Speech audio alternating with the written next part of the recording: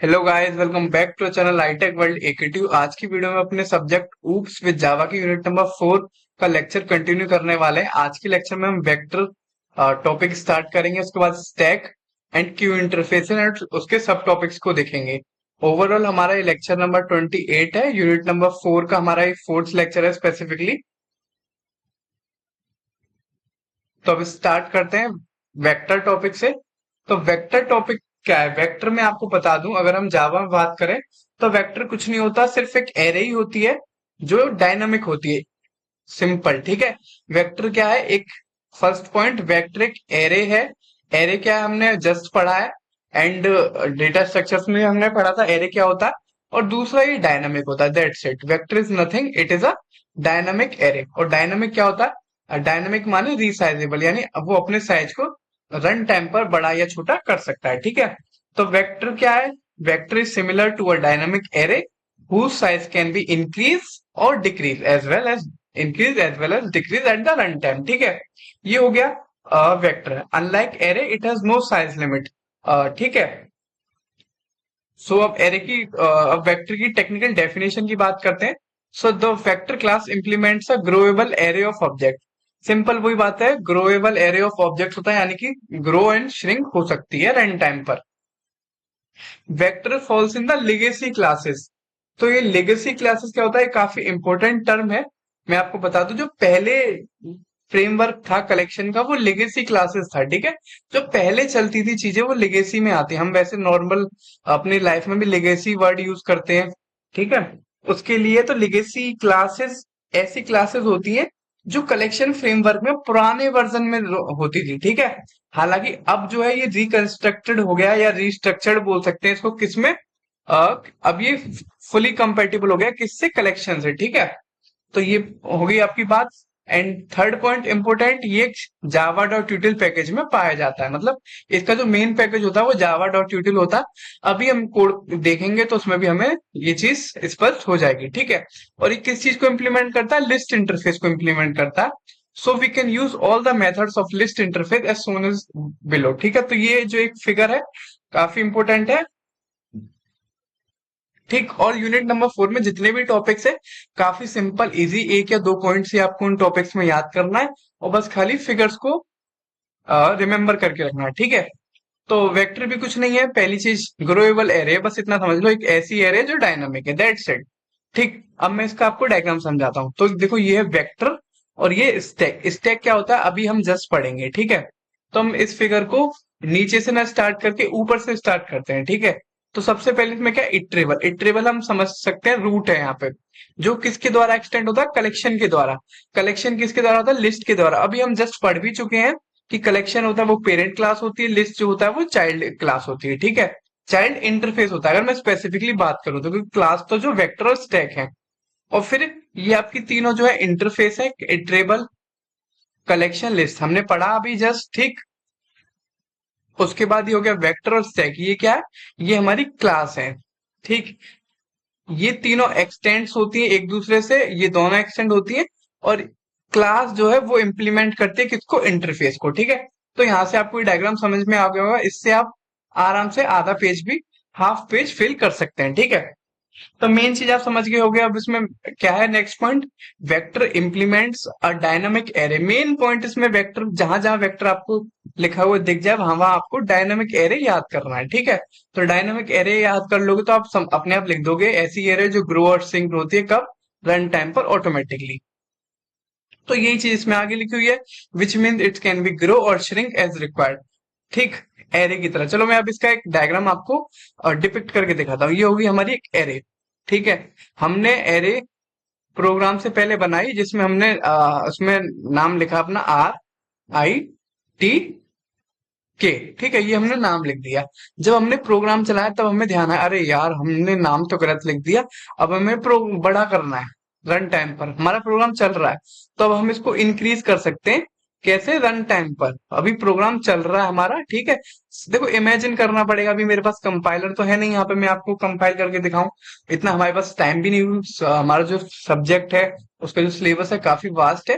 तो यहाँ पे आपको चीजें पिक्चर के थ्रू इमेजिन करनी पड़ेंगी, ठीक है। तो यहाँ पे पहले एरे थी, फिर चलते ही थोड़ी बड़ी हो गई, फिर हमें ध्यान आया, अरे यार इतना बड़ा क्या करना, बस आरटी लिख दो, ठीक। R Hrithik Thakur, that's it. तो ये श्रिंक हो गई। तो ये यहाँ पे क्या हुआ, ग्रो हुआ, यहाँ पे श्रिंक हुई, ये क्या है, बस ये वेक्टर है, ठीक है। इतनी चीज आपको क्लियर हो गई होंगी। And one more thing, array है तो इसमें इंडेक्स भी होगा, ठीक। यहाँ पे इंडेक्स है, ठीक, यही चीज इसमें नीचे लिखी हुई है, ठीक है। अब बात करते हैं हम वेक्टर में नेक्स्ट पॉइंट की। तो वेक्टर क्या है, सिमिलर टू एरे लिस्ट है, एरे लिस्ट जो हमने पढ़ा था उसकी बराबर ही है। बट एरे लिस्ट में हमने एक चीज पढ़ी थी, वो नॉन सिंक्रोनाइज है, यानी इसमें कुछ टाइम का सिंक्रोनाइजेशन नहीं होता, बट ये सिंक्रोनाइज रहती है। इसमें लेगेसी मेथड्स होते हैं, लेगेसी मेथड्स क्या है वो मैंने आपको समझा दिए। और it also maintains insertion order, जैसे कि हम एरे लिस्ट में इंसर्शन ऑर्डर मेंटेन कर रहे थे, पहले आर को इंसर्ट करेंगे फिर आई को, सिमिलरली इसमें भी इंसर्शन ऑर्डर मेंटेन रहता है एरे लिस्ट की तरह। तो सिंपल ये सिर्फ एक एरे लिस्ट ही है जो कि एक डायनामिक और सिंक्रोनाइज है, that's it. Still it is rarely used in a non thread environment. Non thread environment का था, प्रोसेस के अंदर प्रोसेस थ्रेड्स होते हैं, और आपके काम की चीज नहीं है, बट इतना याद रखना ये नॉन थ्रेड एनवायरनमेंट में काम होता है, इसलिए सिंक्रोनाइज होता है। बट सिंक्रोनाइज होने के साथ साथ इसकी पुअर परफॉर्मेंस रहती है, किसमें, एडिंग में, सर्चिंग में, डिलीशन में, अपडेटिंग में। देखो अब देखो, अब मान के चलो सिंक्रोनाइज है, हर एक घंटे में ये अपडेट हो रहा है, और हमें कोई चीज अपडेट करनी है 10 मिनट में, 10 सेकंड में, 1 मिनट में, तो देखो उसके लिए क्या है, इसकी परफॉर्मेंस अपने आप पुअर हो जाएगी, ठीक है। The iterators return by vector class are fail fast, जो बहुत जल्दी फेल हो जाते हैं। फेल फास्ट माने एक्सेप्शन आ जाता है, एक्सेप्शन हमने पढ़ा था सेकंड यूनिट में अच्छे से। कौन सी एक्सेप्शन थ्रो करता है, कॉन्करेंट मॉडिफिकेशन एक्सेप्शन, ठीक है। ये अगर 2 पॉइंट में 2 मार्क्स में आएगा तो ये आप लिख सकते हैं, वेक्टर यूजर डायनामिक एरे, ये एलिमेंट को स्टोर करता है, एरे लिस्ट के सेम होता है, सिंक्रोनाइज होता है, और इसमें बहुत सारे मेथड्स होते हैं जो कलेक्शन फ्रेमवर्क के नहीं होते, यानी लिगेसी वाले होते हैं। तो 2 मार्क्स के लिए इतना लिखोगे मोर देन इनफ है। बट अगर 7 मार्क्स में क्वेश्चन आएगा तो ये चीज आपको लिखनी पड़ेगी, डायग्राम बनाना पड़ेगा, ये चीज बना बतानी पड़ेगी, ये सारे तीनों पॉइंट्स लिखने पड़ेंगे, एंड सबसे इंपॉर्टेंट ये आपको प्रोग्राम लिखना पड़ेगा। प्रोग्राम क्या है मैं आपको बता देता हूँ, कुछ नहीं है, सिंपल प्रोग्राम है।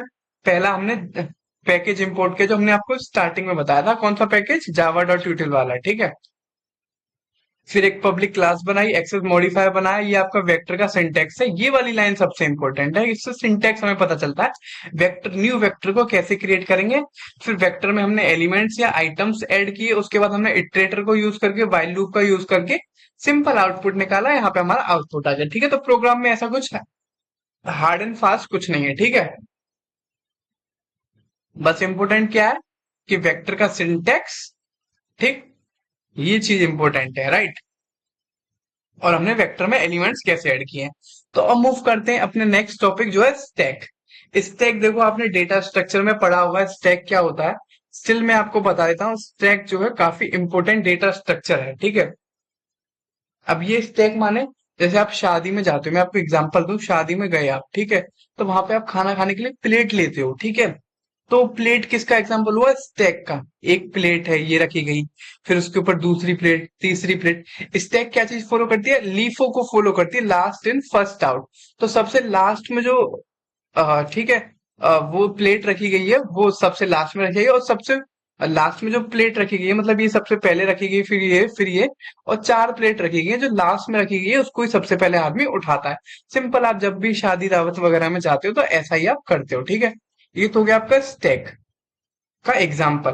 बट स्टैक रियल में कैसा दिखता है, कैसा डेटा स्ट्रक्चर होता है, तो वो मैं आपको बताता हूँ। कुछ इस तरीके से एक स्टैक है, और ये दो होते हैं डेटा स्ट्रक्चर में, हमें स्टैक्स को इम्प्लीमेंट करना है, तो इसमें दो होंगे, ठीक है, दो बॉक्स होंगे एक तरह से। ये एलिमेंट्स है, यहाँ ए बी सी, सिमिलरली यहाँ पे ए बी, अभी सी इसमें हम डालेंगे, ठीक है। तो ये आपका हो गया, क्या हो गया, स्टैक का टॉप हो गया। देखो ये चीज मैं जो आपको समझा रहा हूँ नोट्स में बिल्कुल नहीं मिलेगी, इसलिए आप ध्यान रखना, ये चीज हमारी यहाँ पे टॉप है, क्योंकि अभी टॉप बीच में है, ये बात ध्यान रखना, यहाँ पे टॉप है, ठीक है। तो यहाँ पे हम क्या करते हैं, जैसे हमें कोई चीज स्टैक में डालनी है, तो हम किसको बोलेंगे, इंसर्ट को बोलते हैं हम यहाँ पे पुश। काफी इंपॉर्टेंट टर्म है, भूलना मत। ऑल दो आपने ये सारे कॉन्सेप्ट डेटा स्ट्रक्चर में अच्छे से पढ़े होंगे, बट कुछ बच्चे ऐसे हैं जिन्होंने डेटा स्ट्रक्चर हो सकता है ध्यान से ना पढ़ा हो, कोई उनकी मजबूरी रही हो, या फिर उनका हेल्थ वगैरह कुछ डाउन रही हो, नहीं पढ़ पाए हो, टाइम की कमी हो, इसलिए मैं आपको दोबारा डेटा स्ट्रक्चर की चीजें भी समझा रहा हूँ, ठीक है। तो बस अगर मुझे डेटा स्ट्रक्चर नहीं समझाना होता तो मैं सिंपल बोल देता, स्टैक जो है आपने डेटा स्ट्रक्चर में पढ़ा है, पुश एंड पॉप ऑपरेशन होते हैं इसमें। बट मैं आपको जावा विद जावा पढ़ा रहा हूँ, तो सारी चीजें आपकी स्क्रैच से कवर कर रहा हूँ, ठीक है। तो बैक आते हैं अपने टॉपिक पर। तो ये एक हमने एलिमेंट्स का कंटेनर बनाया, ये हमने बनाया, ये इसका टॉप है। हमने एलिमेंट्स को इंसर्ट करेंगे तो क्या बोलेंगे, पुश। और एलिमेंट को डिलीट करेंगे तो उसको बोलेंगे पॉप, ठीक है। तो ये हो गया आपका स्टैक डेटा स्ट्रक्चर। बिल्कुल मत भूलना है इसका, इसको, ठीक है। ये चीज आपको नोट्स में बिल्कुल नहीं मिलेंगी, आप जब हम मेरा लेक्चर देखोगे तभी समझ पाओगे, ठीक है। तो हमें कोई चीज इंसर्ट करनी है, प्लेट वापस रखनी है तो पुश, प्लेट उठानी है तो पॉप, दैट्स इट, सिंपल, ठीक। अब बात करते हैं इसकी टेक्निकल डेफिनेशन की, क्योंकि देखो एग्जाम में आपको एट द एंड लिखनी तो डेफिनेशन ही है, लिखना तो आपको पड़ेगा, क्योंकि लिखोगे तभी मार्क्स मिलेंगे। और एक एक टॉपिक पर दो दो तीन तीन पेज भर के ही आने, तभी आपको फुल मार्क्स मिलेंगे, 70 आउट ऑफ 70, ठीक। अभी रिजल्ट आया है, मैंने चेक किया रिसेंट रिजल्ट, उसमें काफी बच्चों के काफी सब्जेक्ट में फुल फुल मार्क्स भी आए। तो ठीक है, आपको बिल्कुल मोरल डाउन नहीं करना चीजों का, तो अच्छे से पढ़ो, ठीक। तो जावा collection framework provide a stack class. Java collection framework हमें स्टैक क्लास भी प्रोवाइड करती है। स्टैक क्लास क्या होता है, एक ऐसा डेटा स्ट्रक्चर होता है जो किसको इम्प्लीमेंट करता है, किसको मॉडल्स करता है, स्टैक को। और स्टैक क्या होता है, स्टैक डेटा स्ट्रक्चर मैंने आपको सबसे पहले समझाया, क्योंकि देखो स्टैक क्लास पढ़ोगे उससे पहले आपको स्टैक पता होना चाहिए, ठीक है। तो स्टैक मैंने आपको सबसे पहले समझा दिया डेफिनेशन शुरू करने से पहले ही। The class is based on the basic principle of last in first out, ये मैंने आपको बता दिया। लीफो क्या होता है, लास्ट इन, जो प्लेट सबसे लास्ट में रखी गई होगी वो प्लेट सबसे पहले उठाई जाएगी। उसके बाद in addition to the basic push and pop option, push and pop operation ये भी मैंने आपको बता दिया। पुश माने इंसर्ट करना और पॉप माने डिलीशन करना, ठीक है। तो ये सारी चीजें मैंने आपको बेसिक क्यों क्लियर करा, ताकि आप डेफिनेशन बना सको। और ये कुछ क्लास एक्स्ट्रा फंक्शन भी प्रोवाइड करती है, जैसे कि एम्प्टी। हमारा कंटेनर एम्प्टी है, हम अपने कंटेनर में सर्च कर रहे हैं, हमारा कंटेनर टॉप पे, तो एम्प्टी सर्च पी के और कुछ फंक्शंस भी हैं, ठीक है। और ये क्या करती है, बेसिकली वेक्टर को ये एक्सटेंड करती है, वेक्टर्स की चीजों की एक्सटेंड करती है, ठीक। और इसको हम इसलिए सब क्लास ऑफ वेक्टर भी बोलते हैं, ठीक है। तो बिल्कुल कंफ्यूज नहीं होना, स्टैक क्लास या सब क्लास ऑफ वेक्टर दोनों ही सेम चीज है, ठीक। अगर ये स्टैक क्लास आपको 2 मार्क्स में पूछे तो आपको ये वाली लाइन लिखनी, क्या, it implements the LIFO structure, last in first out data structure, that is stack. The stack contains all the methods of the vector class and also provides a method like boolean push, boolean peek, boolean push object which define its properties, ठीक है। तो ये तो 2 marks के perspective से है। अब इसका एक प्रोग्राम देख लेते हैं। तो सिंपल वही, सबसे पहले import java dot util package, फिर क्लास बनाई हमने स्टैटिक वर्डमैन एक्सेस मॉडिफायर। अगर आपको ये चीज कंफ्यूज हो रही है ना, ये चीज क्या है, तो हमने फर्स्ट लेक्चर में अपने फर्स्ट यूनिट में सारी चीजें डिटेल में कवर करी है, ठीक है। फिर ये स्टैक, ये वाली लाइन में हमेशा बोलता है इंपॉर्टेंट है, क्यों, क्योंकि ये सिंटेक्स है स्टैक को क्रिएट करने का, किसको, स्टैक की क्लास को क्रिएट करने का। अब ये स्टैक डॉट पुश, अब ये आप यहाँ पे देखना, पुश पुश माने इंसर्ट करना और पॉप माने डिलीशन करना। तो ये हम क्या कर रहे हैं, एलिमेंट्स को कंटेनर में इंसर्ट कर रहे हैं, एलिमेंट्स को डिलीट कर रहे हैं। तो यहाँ पे आप देख सकते हैं, हमने आयुष को इंसर्ट करा, गर्वित को, अमित को, आशीष को, फिर गरिमा को, बट हमने वहीं पे पॉप भी कर दिया। किसको पॉप होगा, तो जो सबसे लास्ट में हमने भरा, तो देखो पहले यहाँ पे आयुष आया, फिर अमित आया, फिर गर्वित आया, फिर आयुष आया, फिर गरिमा आया। तो जो सबसे ऊपर होगा वो पॉप हो जाएगा। यहाँ पे देख सकते हैं अब गरिमा पॉप हो गया। तो हमने आउटपुट निकाला, तो यहाँ पे हमें गरिमा का नाम नहीं दिख रहा, ठीक है। तो यहाँ से चीजें आपको और क्लियर हो जाएंगी।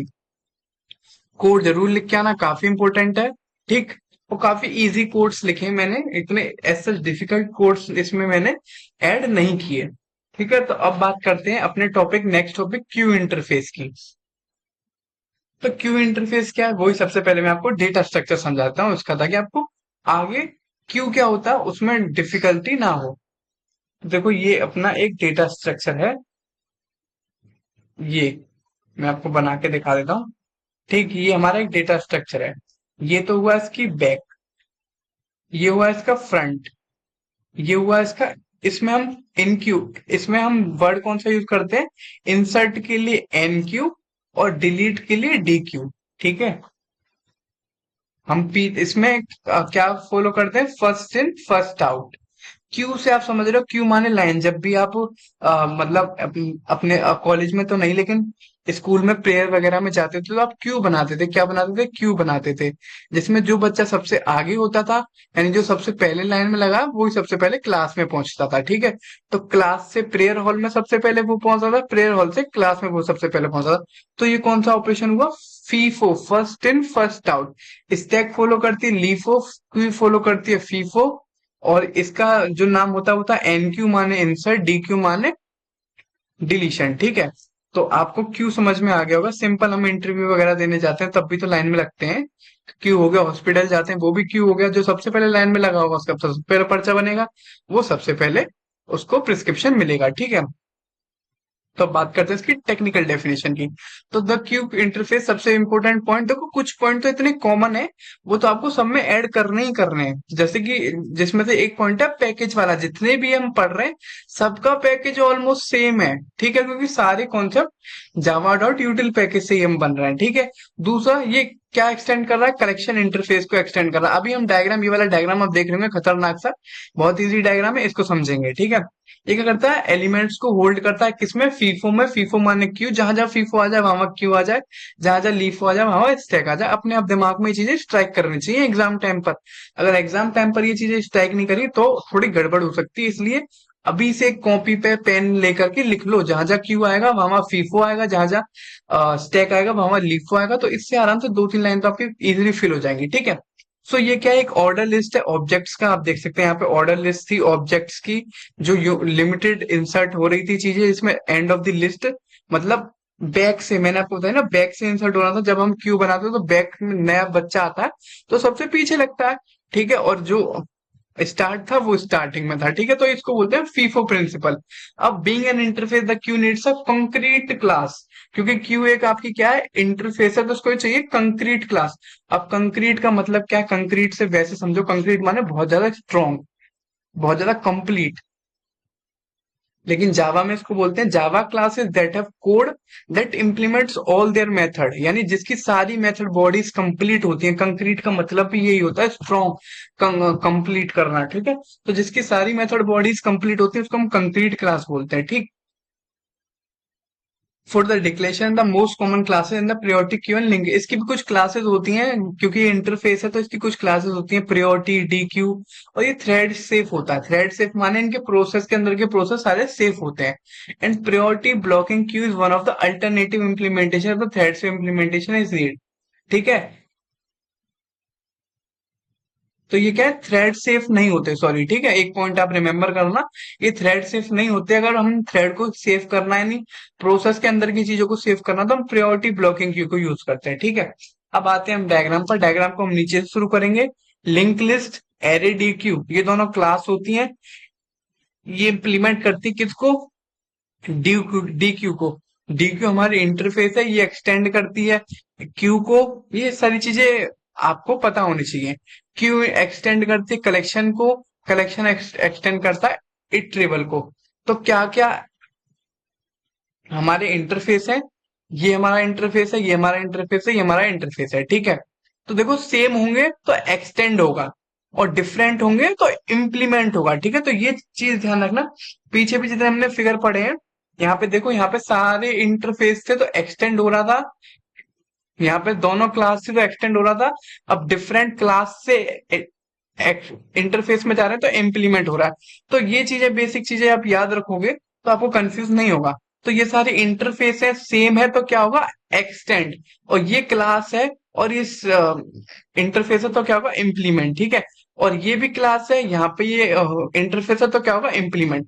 तो ठीक है, सेम में क्या होता है, एक्सटेंड, और डिफरेंट में क्या होगा, इम्प्लीमेंट। ठीक है, तो ये चीजें कब याद आएंगी आपको, अभी आपको कोई खास फर्क नहीं पड़ा होगा, इम्प्लीमेंट हो रहा है, एक्सटेंड हो रहा है, लेकिन जब आप डायग्राम बनाओगे एग्जाम टाइम पर तो आपको ये चीज याद आ जाएगी। हाँ भाई, सर ने बोला था सेम है तो एक्सटेंड होगा, यानी क्लास से क्लास एक्सटेंड होगी, इंटरफेस से इंटरफेस एक्सटेंड होगा।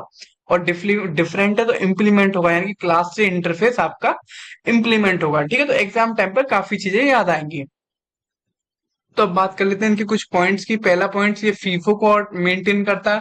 दूसरा पॉइंट, इसमें जो इंसर्शन होता है वो ऑर्डर लिस्ट में होता है। ठीक है, तीसरा पॉइंट, इसकी कुछ क्लासेस भी होती है, priority queue, D Q, array D Q. ये क्या है अभी हम जस्ट इनको आपको शॉर्ट में समझाएंगे। ठीक है, क्योंकि क्लासेस जरूरी नहीं है आपको एग्जाम में पूछे ही पूछे। अगर ये क्वेश्चन 7 मार्क्स में आ गया क्यू इंटरफेस, तब आपसे पूछेगा। ठीक है, और हो सकता है वेक्टर, स्टैक, क्यू इंटरफेस तीनों 7 मार्क्स में आए, तो आपको इसमें क्लासेस लिखने की जरूरत नहीं है। अब सबसे इंपॉर्टेंट, क्यू को इंस्टेंटिएटेड कैसे करते हैं, इसको शुरुआत कैसे करते हैं, इसको डिक्लेयर कैसे करते हैं। तो ये दोनों इसके फॉर्मेट है, इनमें से कोई भी एक याद कर लेना। प्रायोरिटी क्यू का, एलईडी का एज इट इज। देखो इसमें मैं आपको क्या समझाऊंगा, ये तो आपको एज इट इज लिखना ही पड़ेगा, तो कुछ चीजें आपको क्रैम करनी पड़ेंगी। ठीक है, तो यहाँ पे क्यू है, फिर स्ट्रिंग है, फिर क्यू वन है, फिर न्यू कीवर्ड है, फिर प्रायोरिटी क्यू है। तो ये आप एज इट इज लर्न करना, ये क्या है, सिंटेक्स है क्यू को क्रिएट करने का। तो इसकी कुछ क्लासेस होती है। पहली क्लासेस होती है, मैं आपको ओवरऑल बता देता हूँ, प्रायोरिटी क्यू। दूसरी क्लासेस होती है आपकी डीक्यू इंटरफेस। तीसरी क्लास होती है एरे डीक्यू। ठीक है, तो ये तीन क्लासेस, अगर आपसे 7 मार्क्स में क्यू इंटरफेस ही पूछेगा तो आपको ये डिटेल में लिखनी पड़ेंगी। अगर आपसे 2 मार्क्स में पूछ रहा तो आपको इसमें लिखने की जरूरत कुछ नहीं है। ओवर में आपको मैं शॉर्ट में बताता हूँ। देखो बाकी तो नोट्स में चीजें लिखी हुई हैं, बट इतनी इंपॉर्टेंट नहीं है कि हम इन पर 2 से 4 या 5 मिनट दें। हाँ, बस इतनी इंपॉर्टेंट है, हमें पता होनी चाहिए चीज है क्या। तो प्रायोरिटी क्यू क्या है, एक ऐसी क्यू है जो नाम में इसका प्रायोरिटी आ रहा है, जो जिसमें एक प्रायोरिटी सेट्स होती है। ठीक है, ये क्या है, ये प्रायोरिटी हीप को यूज करती है, इसमें ये क्यू इंटरफेस को इम्प्लीमेंट करती है। ठीक है, ये ऑब्जेक्ट्स एलिमेंट्स को होल्ड करती है, किसके बेसिस पे, उनकी प्रायोरिटी के बेसिस पे। तो बस इतना याद रखो, प्रायोरिटी क्यू एक ऐसी क्यू होती है जो उसके एलिमेंट्स को स्टोर करती है, किसके बेसिस पे, प्रायोरिटी के बेसिस पे। ठीक है, तो जिसका काम ज्यादा पड़ेगा उसको टॉप पे रखेगी। बस इतना ही याद रखो, और इसमें कुछ याद रखने की जरूरत नहीं है। अगर आप चाहो डिटेल में पढ़ना तो पढ़ सकते हो, नोट्स में ये पूरा इसका टॉपिक इन्वॉल्व कर रखा है मैंने। हाँ, और नोट्स आपको इस वीडियो के डिस्क्रिप्शन बॉक्स में मिल रहे होंगे। ठीक है, तो ये इसका टॉप पूरा प्रोग्राम है किसका, प्रायोरिटी क्यू का। अगर आप चाहो तो इसको कर सकते हो, बट ये टोटली ऑप्शनल है। मैं आपसे मैंडेटरी नहीं बोलूंगा कि इस प्रोग्राम को करो ही करो, बाकी जितने भी प्रोग्राम थे वो आपके मैंडेटरी थे। लेकिन अगर आप क्यू इंटरफेस पढ़ रहे हो, फिर आपको ये प्रोग्राम करना ही करना पड़ेगा। क्यू इंटरफेस में तो पढ़ना पड़ेगा, प्रायोरिटी में पढ़ो चाहे ना पढ़ो, तो एक बार पढ़ लो इसको, दोनों में काम आएगा। ठीक है, आपका टाइम भी बचेगा। अब मूव करते हैं next interface, D Q interface. D Q माने डबल एंडेड क्यू, ऐसी क्यू जो दोनों तरफ से एंडेड हो, या ठीक है दोनों तरफ का वो हो, माउथ। एक तरफ से देखो, एक स्नेक आता था, एक सांप आता था, ऐसी स्पेसीज थी जिसके दोनों तरफ मुंह होते थे। मैं उसका नाम भूल रहा हूँ, अगर किसी को याद हो तो जरूर कमेंट बॉक्स में लिखना। गांव में बहुत मिलते थे वो, जिनके दोनों तरफ मुंह होते थे। तो डी क्यू क्या है, एक ऐसी क्यू है जो जिसके दोनों तरफ क्यू डबल एंडेड क्यू होते हैं। ठीक है, ठीक है, ये भी क्यू इंटरफेस को एक्सटेंड करता है। एक दो पॉइंट है जो दोनों में सेम रहेंगे, और जितने भी क्यू इंटरफेस के पॉइंट है वो तो इसमें जुड़ेंगे जुड़ेंगे। ठीक है, ये इसका क्या है, इसका सिंटेक्स है इसको इनिशियलाइज करने का। ठीक है, अब लास्ट इसमें आता है कौन सा क्लास, एरे डीक्यू। ये क्या है, ये भी एक इम्प्लीमेंटेशन है किसका, डीक्यू का इम्प्लीमेंटेशन है, किसकी फॉर्म में, एरे की फॉर्म में। ठीक है, सिंपल। तो देखो अभी तक जो हमने पढ़ा, वेक्टर पढ़ा, वेक्टर आपको अच्छे से करना है, स्टैक आपको अच्छे से करना है, क्यू इंटरफेस आपको अच्छे से करना है। अगर क्यू इंटरफेस आप खाली आपसे पूछे, तब जाकर के आपको इसके अंदर क्लासेस होती हैं। क्योंकि देखो ये तो वेक्टर स्टैक थी, वो खुद क्लास थी, बट क्यू है वो खुद एक इंटरफेस है, और इंटरफेस की क्लासेस होती है, जैसे कि प्रायोरिटी, डी क्यू, एरे।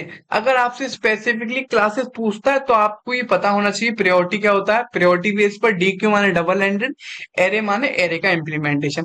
और ये डायग्राम वो, ये कोड जो है आप प्लीज कर लेना, किस लिए, क्यू इंटरफेस के लिए। प्रायोरिटी में ना काम आए लेकिन क्यू इंटरफेस में जरूर काम आएगा। ठीक है, तो आज के लेक्चर में सिर्फ इतना ही। नोट्स आपको इस वीडियो के डिस्क्रिप्शन बॉक्स में मिल रहे होंगे। वीडियो अच्छी लगी हो तो उसको लाइक करना ना भूलें। स्टिल कोई डाउट हो तो कमेंट बॉक्स में कमेंट कर सकते हैं। वीडियो को अपने दोस्तों के साथ जरूर शेयर करें, एंड चैनल को सब्सक्राइब करना ना भूलें। Thank you so much.